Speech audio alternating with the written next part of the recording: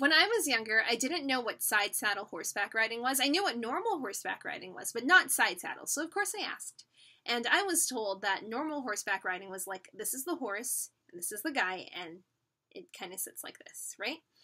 If it were side saddle horseback riding, it's usually a female, and she would sit like this. And the reason that came up, or the reason the positioning is important, is because this is back in like the 1700s or 1800s, and probably the early 1900s, before like modern day riding gear was involved.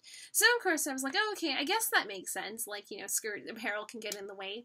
And then, but when you think about like the movement of a horse and how they go like up and down and things like that, then you kind of wonder, like, why aren't guys sitting side saddle?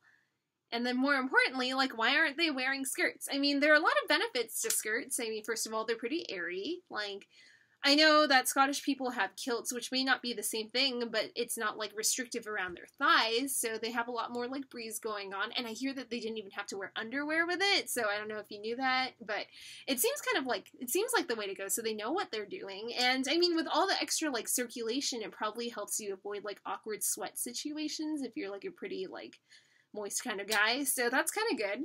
And then plus two, they just seem more comfortable. I mean, like modern day like men pants, like they're either too tight and like too tight where they can't like feel any of their junk because it's just all like compacted in there, and or it's just tight enough where it's like you gotta adjust it because it's just not sitting quite right. Or sometimes it's like too loose and your pants are pretty much like sitting on your hips, and at that point you might as well just be wearing a skirt. So that seems all good and gravy, but of course you need to be fair to like the other side and like, what are the cons of wearing a skirt? I wonder, right? So let's talk about that. Like if you were a guy and you got a little bit too excited and you were just a little bit too tall, it might bring a different meaning to like pitching a tent, probably, so you kind of don't want that to happen. Or maybe you do. I don't know, whatever floats your boat.